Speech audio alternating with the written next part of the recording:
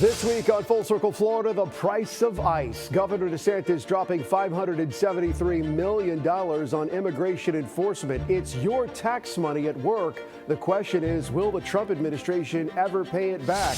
The truth behind the numbers. Polk County Sheriff Grady Judd claims 74% of his immigration arrests are criminals. What our I-team actually uncovered. And remembering Jesse Jackson, Tampa civil rights leader Arthenia Joyner, on the journey for justice. Our Capitol reporter Forrest Saunders joining us right now from Tallahassee. Forrest, with the shutdown of the Department of Homeland Security, is there a growing concern about when or if the state of Florida is going to reimburse for the nearly $500 million, actually closer to $600 million, of the emergency funds that were used for immigration enforcement? There's been this debate in Tallahassee about the emergency fund and how that money's being spent. What's the holdup here? I think everyone's asking that.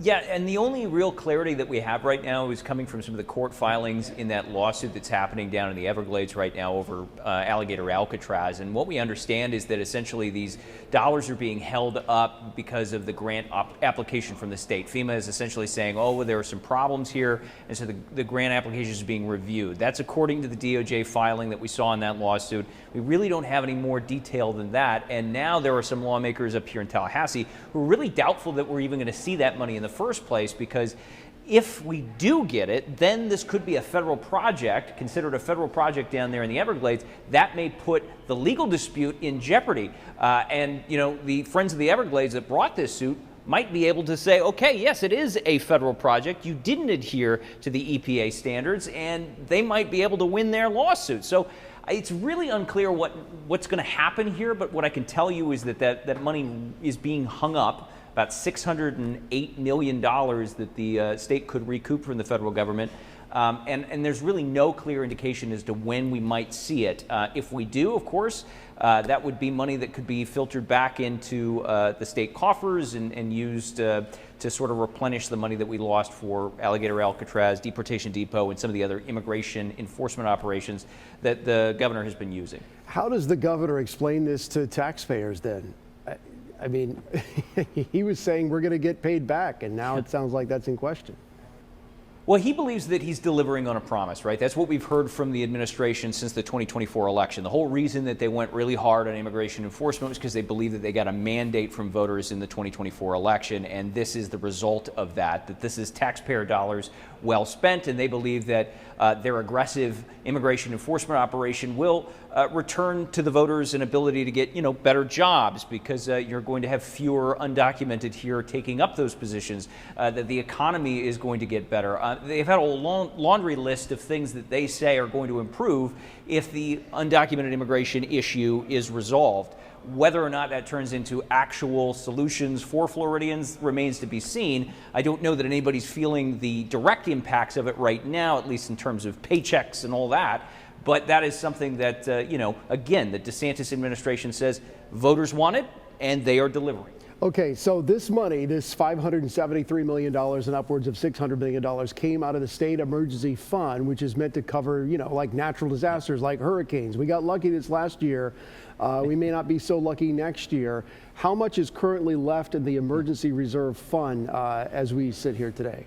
Yeah, so there's about $200 million in that fund right now, and it's going to expire at midnight, right? There's no extension plan in place. The chambers have yet to come to an agreement on what to do with it. So as we understand, that $200 million that's in the pot right now is going to go to paying down debt, and then the fund is dissolved. And until lawmakers come up with some way to restore it, DeSantis, if he wants to fund immigration enforcement or any of these other emergency operations, he's going to basically have to go through the old method, which is talking to lawmakers, getting the legislative budget committee to sit down and approve those allotments, and then he would have the cash to spend.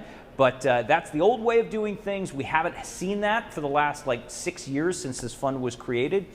So there's a big question mark as to what happens next and how Alligator Alcatraz, Deportation Depot, and the rest is funded in the interim. And Forrest, is this a Democrat versus Republican issue in the sense that are lawmakers in his own party willing to write him essentially a blank check on this? Or is there a division within the Republican Party that says, hey, wait a minute, If we're not going to get paid back by the federal government, like you said, why are we going to just give you untold amount of money?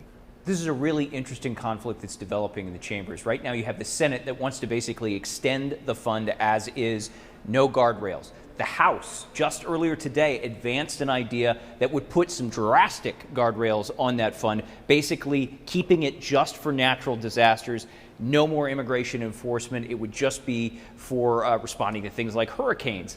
And so that is something that's being cheered by Democrats across both of the chamber hallways here, because they have wanted to see these guardrails in place since the fund was originally created. In fact, some Democrats just say, eliminate the fund. We were able to respond to hurricanes and natural disasters without it for years, without a problem, just by going through the old legislative measures. And that also had its own natural guardrails on it. So there is support for that idea in the House, putting those guardrails in place, but not in the Senate. And that means we have a division that is going to have to be resolved if this fund is going to continue in some capacity. And we just don't have a resolution yet. And we're running out of time. Remember, we're the second half of session already, and the clock is ticking down. Yeah, someone's got to explain to me the math on this. I'm sorry, I just don't understand it. They're talking about eliminating property taxes, which is a major, probably the primary funding source for the state government. You've got Blazengolia running around saying that counties and cities are wasting money. Meanwhile, he's not looking at the state, which is the biggest spender of them all. And they just blew $600 million that they claimed the federal government was going to pay them back. And now that's not in question. And they still want to eliminate property taxes. How does 2 + 2 = 4 in that equation? That's a great question, and I'm going to leave it to the lawmakers to answer that one, because it's a conundrum. I think that they recognize that they've got some issues on their hands here, and they're going to have to deliver for some of these promises that they've made, especially after the 2024 election. They said that they want to address affordability. Well, here's an opportunity to do so. But right now, we do not have a plan on property tax reform and a number of other big ticket items. So the chambers are at odds on what exactly to do, especially on property taxes. And so we'll have to wait and see. And then you got to remember, it's going to go on the ballot potentially, and then voters are going to have to vote for it. So, it's going to be a while before they even feel any of that kind of relief. Don't worry, Forrest. They'll figure it all out in the special session in overtime. I'm sure. We know you'll be there for it all. Forrest Saunders in Tallahassee, as always. Many thanks, sir. Next on Full Circle Florida, remembering a giant of democracy. On the day that civil rights icon Jesse Jackson passed away, I spoke with Florida trailblazer Arthenia Joyner. The former state senator from Tampa chaired both of Jackson's presidential campaigns, forging a bond through the decades, fighting for equality. Keep hope alive. Keep hope alive. I see the face of America. Red, yellow, brown, black, and white. We're all precious in God's sight. He was an American giant, a man whose words could move millions. We must turn to each other and not on each other and choose higher ground. A voice whose sound carried with it the weight of history and the promise of tomorrow. He was so inspiring to me. I was on the equality track all my life, but then having the opportunity to meet Jesse and get to know him and work with him, it was just the thrill of a lifetime. When the Reverend Jesse Jackson ran for president in 1984 and again in 1988, it was Arthenia Joyner who organized his campaigns in Hillsborough County. Friends for life and partners in a lifelong quest for equality. He was there, obviously, the night that Martin Luther King Jr. was assassinated in Memphis, and he worked alongside him. But it would seem to me, and other people have said this, that without the Reverend Jesse Jackson, there wouldn't be, a Barack Obama. And so being that bridge and having the courage to run not once but twice for the presidency, what did he tell you about? That must have been a pretty awesome responsibility to kind of carry that for that long. It was, but Jesse said, I've got to do this. I've got to get out front of this because our people need to know that we too can lead this country. Joyner, who broke barriers of her own, joining sit-ins in Tampa, marching for civil rights and amplifying voices in a segregated South. It was Joyner, one of the few who could keep the Reverend on time. And you know, Jesse is very long-winded, and I said, look, I got the Congresswoman and you, so we're splitting this time, and you got 5 minutes. She has the most time, and ironically, he abided by that, and everybody wanted to know, how did you get Jesse Jackson to confine his comments to 5 minutes? I said, well, he and Congresswoman Davis are friends, and I told him, hey, don't be trying to upstage my speakers. Hard not to be upstaged by a master of motivation and those immortal words Jackson imparted on a nation, inspiring a new generation.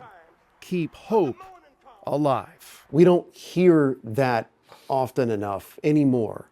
Keep hope alive. And he said it, emphatically, keep hope alive, and he would repeat it for the impact. And I think the last candidate to really kind of run on a hope campaign was President Barack Obama.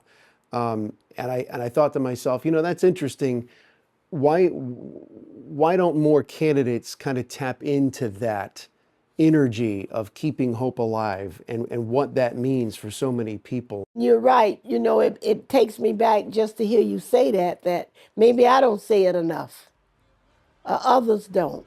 But that was the mantra. That was it.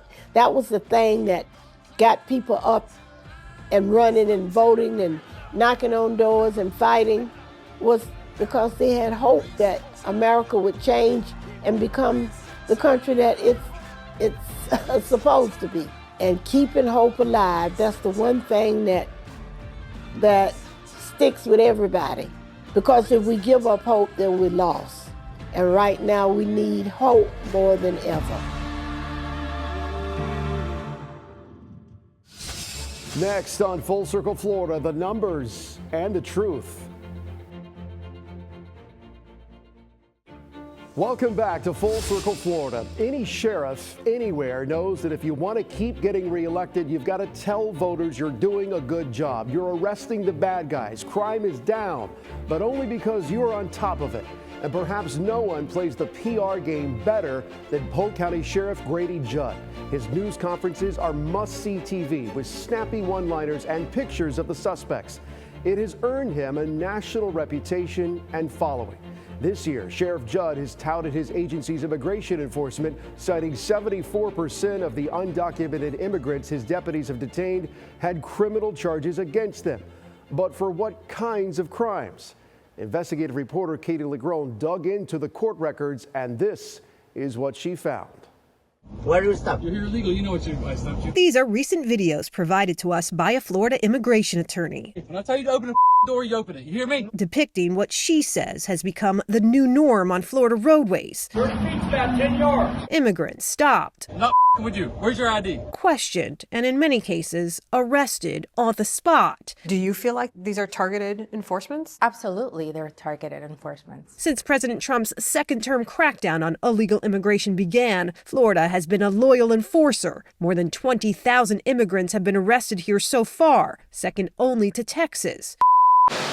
And if there's one Florida county unapologetic about enforcing the president's campaign promise, I don't call them undocumented immigrants. I call them illegal immigrants because that's what they are. just listen to its popular, no-nonsense, straight-shooting sheriff. The reason they're not documented is they're not legal, okay? They're illegal immigrants. At a recent press conference on statewide immigration efforts, Polk County Sheriff Grady Judd, who also serves on Florida's Immigration Enforcement Council, detailed his own agency's arrest record, totaling more than 550, among the highest by any local agency in the state. 74% of the illegal immigrants that we've detained have had criminal charges against them. Meaning nearly 3/4 of all the illegal immigrants his deputies arrested last year had pending criminal charges at the time they were cuffed and taken off the streets. But for what required more digging. So we requested the records and got back this list: 564 so-called illegal aliens and what the sheriff has documented as their criminal charges.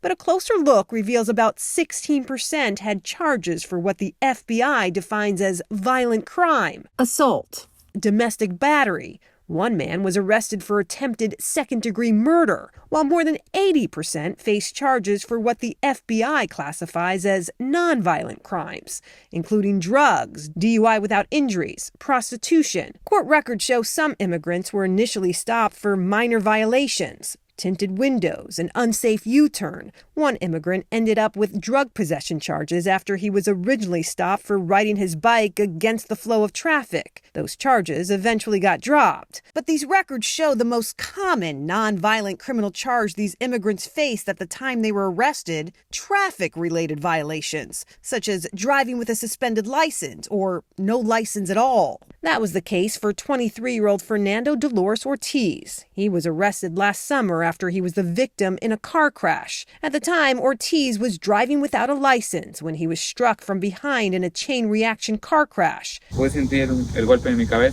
attorney took this video from the scene and spoke with one of the other drivers involved. Car came up, hit us in the back end, hit me, and I hit him. And the boy didn't do nothing.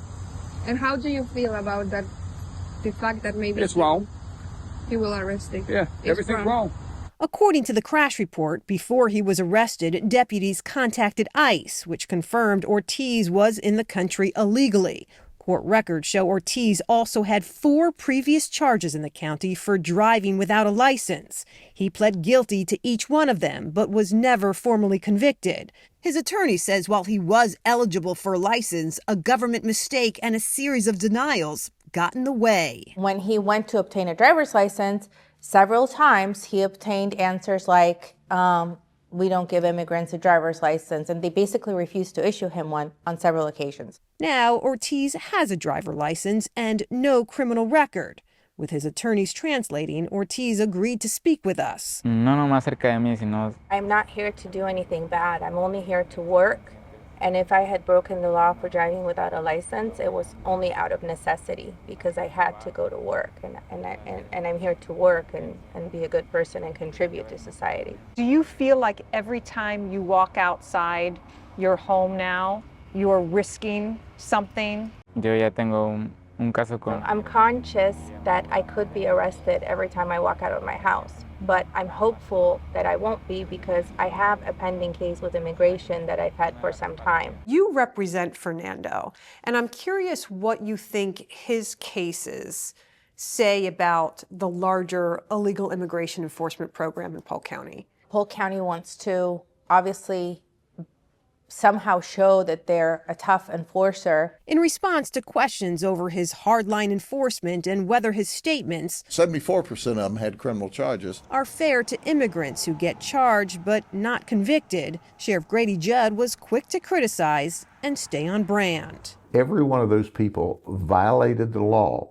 violated a criminal law in the state of Florida, and they were arrested, 74% of them. So if you're going to report, either report the truth or admit that you're creating fake news. But the truth is, most of these immigrants were arrested for nonviolent crimes, and their records don't all end up being criminal. Hey, Katie, joining us right now. So has the sheriff followed up after this story aired? Has he said anything? No follow-up to us. We know, though, that he does remain committed to the cause, certainly. All right, how much of this is about money? I talked with Forrest earlier, $573 million the governor spent on immigration enforcement. Does that trickle down into Polk County? Oh, absolutely. The Polk County Sheriff's Office is a high-dollar requester, and they're a high-dollar recipient. I mean, just this past January, they received over $1 million from the CFO, who awarded sheriff's offices a total of $1.7 million. They got over $1 million of it. And just this month, they've requested nearly $10 million for immigration policy. And certainly they're not the only county benefiting from that big Certainly pot of not. money. Certainly not. And they're very aggressive about it, too. So. Katie, thank you so much. And Full Circle Florida continues right after this. Thanks for watching us here on Full Circle Florida. We hope you'll join us again next week, and make sure to add our free 24/7 streaming news channel, Tampa Bay 28+. Have a great week.